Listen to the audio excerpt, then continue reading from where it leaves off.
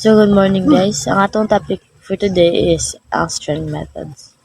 So, today ang string methods. So, ang string methods guys, isa siya ka built-in function na mauntabang mo mo para mas mapadali imong pag-coding. Like, isa siya sa mga ginagamit sa Python, Java, or other languages na need mo mag-codes.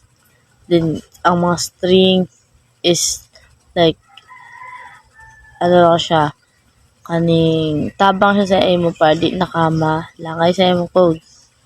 Okay. So, string methods, case conversion. Naadri ang upper, lower, capitalize, and title. So, kanina guys, mga ginagamit niyo siya para ganina sa akong giginyo mas papadali imong coding. So, kaning upper guys is simple, given naman kayo. Like, upper is 4. Marag ka lang. Up mo siya, then lower.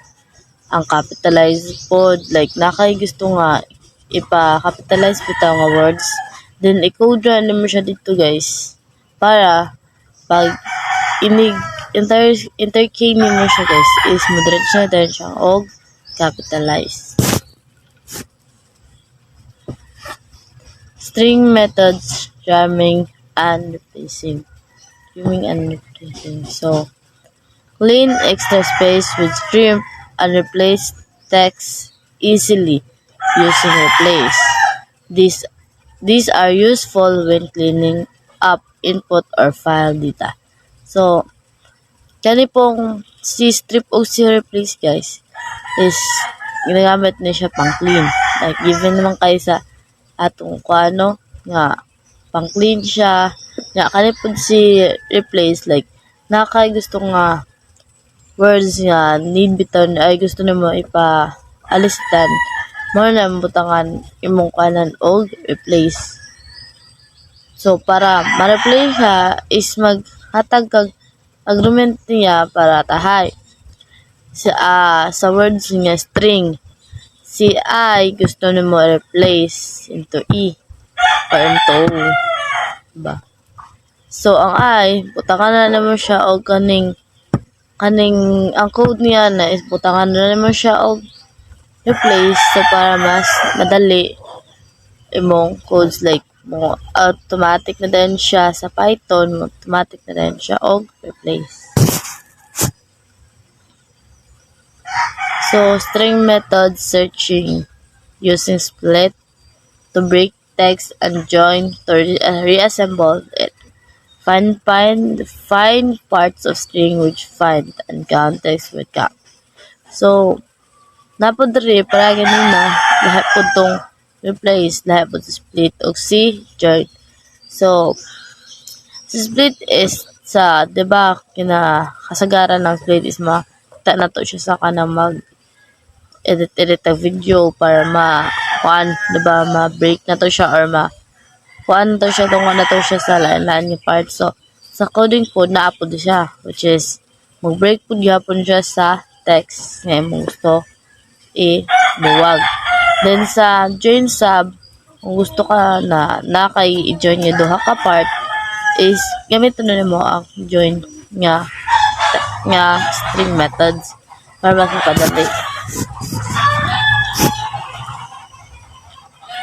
Built-in type conversion and alteration.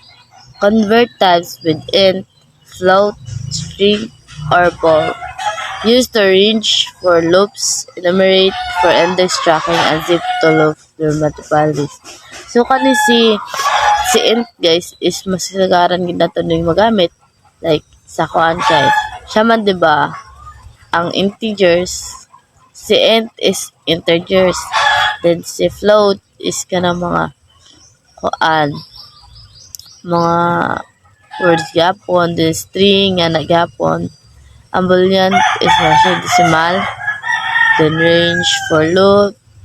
So ang kasagaran gid is makita nato si int labi nag numbers imong gusto ikuan na wala siya decimal. So, gamiton na mo isi-end kay wala man siya decimal. Then, built-in aggregation and functional tool. Python has powerful built-in tools to help you quickly analyze and transform data. For example, len tells you how many items are in list or string. Sum, large or smallest value. These are perfect for getting basic statistics without writing exact code. So, sa giingon na si Python daw is na siya yung mga powerful bitaw nga built-in function like mas mapadali pag yun imong kuan padali pag imong codes like ang Java is daghan kag input para mo run siya but kay Python is dali na lang siya kay para nang mag-print ka print then close parenthesis then duha ka tong sa tawag ato sa ato never na duha ka line sa taas tapos pag kuan na siya guys ibutang na nimo tong imong kuan tayo mag-print kay hello world. So ang hello world guys dali ra ka siya mag-print kay na naman to murag diretso na siya but kay Java man good is kailangan pa nimo kuan mag-import og scanner then magbutang pa kag class name public static void main yana. But kay Python is mas dali na lang kay siya kay ikaw ra ka mag-print ikaw ra ka mag-run. So print then run so magawas na dan iyang result. So the map function applies the same change to every item in the list like converting string to numbers or trimming white space with filter. So you can pick only items made a certain condition such as selecting all even numbers or value. This so dali pod sila in, sila kuan, split, sila replace. Pareha na sila sa kaning map sa map filter nga kuan gamit gyapon na siya sa string para mas padali na lang di na nimo kailangan nga mag-input pa kag sa para lang magawas tong ng kuan maps or kuan basta ibutan na lang nimo ng i-encode na lang nimo na map then close parenthesis para mas padali imong code. So built-in miscellaneous function Python versus Java. So in Python function like ABS, scan and round help you easily handle numbers as returned to be the absolute value while round lets you around float whole numbers or a specific number of decimal. In Java, you can use math and math round for the same purpose to check condition in this. Python use init to see if the release one is item true and all to check it if all items are true. So, kay Python daw guys is ABS or ALPS then close parenthesis then siya guys para makita nimo ang absolute value or returns na mo siya sa absolute value while si round pod kanin nag-handle po siya sa floats or word number, specific number or decimal. So, lahi po kang Java guys, kay Java naapay math at dessert tong ABS or round. So, example, kaning math round. Diba kay Python is round lang siya. Din kay Java, na siya yung math round para mas na specific or mas na detailed nimo kay Java nga math ni siya nga kuan so manang gibutawan is math round. In Java you would typically use a loops or string with condition like any match or all match from the strip API. Python also make it easy to explore object and help and useful when learning or debugging. Java doesn't have direct built-in like this. You can use tools like IDS or reflection or get methods, class method for name. So, si Java daw is wala siya built-in kay yani pero like napoy wala daw built-in kay Java but essentially napoy mga gamit na nagit kay Java guys.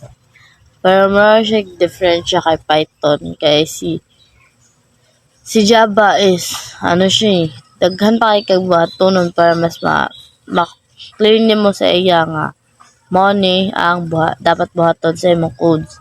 Mao ni ang ma-result and lahi ra siya kang Python si Python igo na lang ka mag-print ra guys kay naghatag naman kang mga string methods. So ang string methods is dali na siya kung biskan pag di na ka magbutang dra og string tapos di na ka magbutang dra integers kay Python mo diretsa na siya guys og kuan kay automatic man siya guys, static man si Java then dynamic man si Python. So basic modules and classes. Modules like OS, SIS, math, and random helpful files. System input, math, tasks, and generating random values. So, kabalo naman mo sa mga modules or mga classes sa about kang Java o kay Python. Like, daghan kay kuan pero like kanabit ang scanner, random, yan na. Yan na ang tawag na classes, modules. So, isa po dahil sa Apple po sa class is kalabit ang time of date guys. Class na siya guys ha. So, to guys. Thank you.